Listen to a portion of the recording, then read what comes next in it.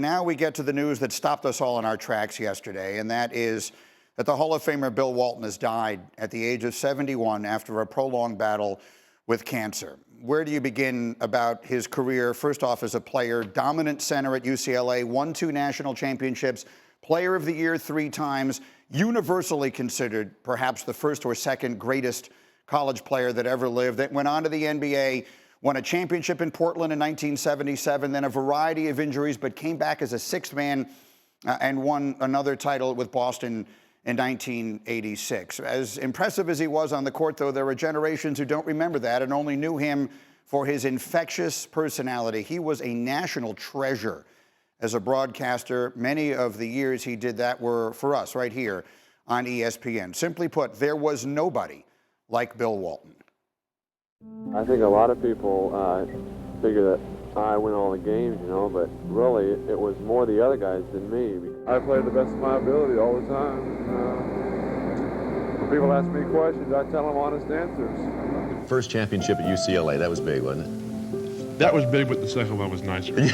I've never coached a better player, I've never coached a better competitor, and I've never coached a better person than Bill Walton. All right!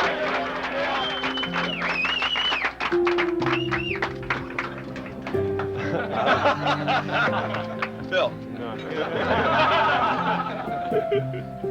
I really don't have nothing to say. Thank you, Boston. You're wonderful. Now let's go win a basketball game right now. With enthusiasm and emotion, I could let my personality out and be very free on the basketball court. You gotta get to the hoop. Sometimes the light's all shining on me.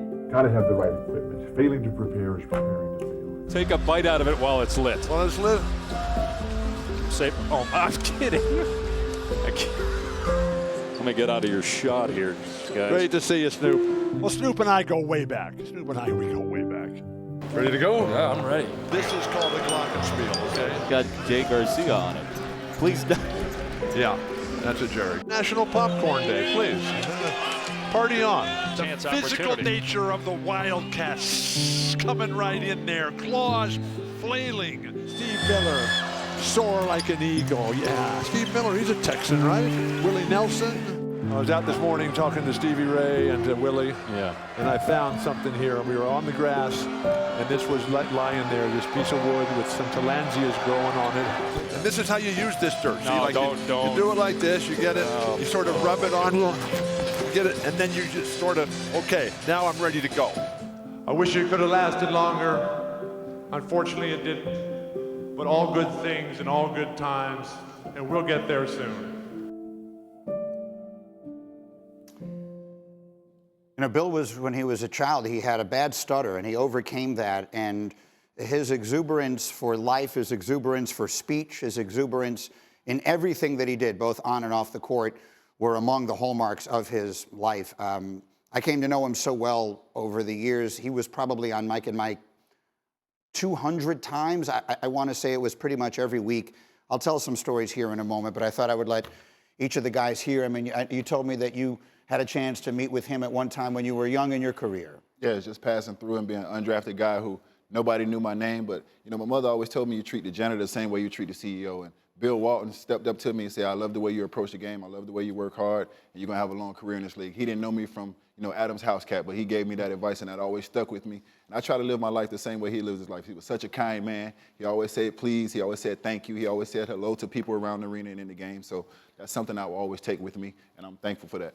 You know, what I loved about Bill is that every time I saw him, regardless of what was going on in the sport of basketball, college basketball, NBA, first question he would always ask me is, Jay, how's Nikki doing? How are your kids doing? It was always about your wife and your family first. And also, you know, he told me something one time, because I think in the world that we live in sometimes, we diminish a lot of the accolades that we end up having.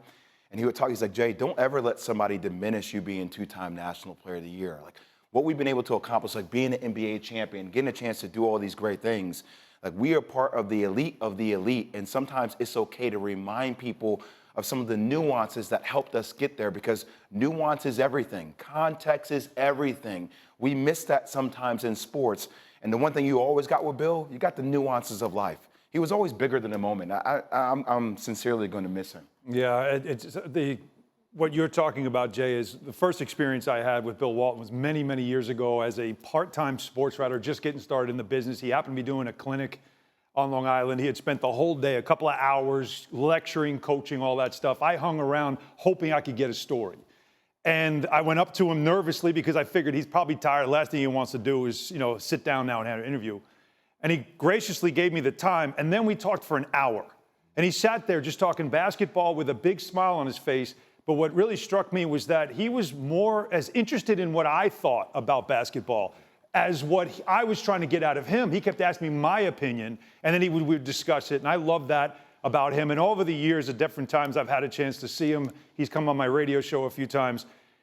The joy that he speaks with basketball is something that is so genuine. But also, when he talks, there's a lot of funny things he said, but a lot of poignant things. And probably his mentor, John Wooden, when he says this, it stuck with me, is the happiness begins when selfishness ends. Like, that to me is something that I'll never forget. He has repeated that many times, and it tells you everything you need to know about the man. Yeah, let me break on that thought here, because I don't have enough time to share the stories that I want to share and to do justice the greatness of this man beyond his basketball career. The world knew him as a great basketball player. The world knew him as a great broadcaster, but to know him as a person was an entirely different experience. So let me pause briefly on that thought. We'll come back and we'll set aside some time for those stories a little bit later. Bill, we loved you. Thank you for everything you did for the game. Thank you for everything you did for us at ESPN and beyond. We'll take a break. We'll be right back. This is Get Up on ESPN.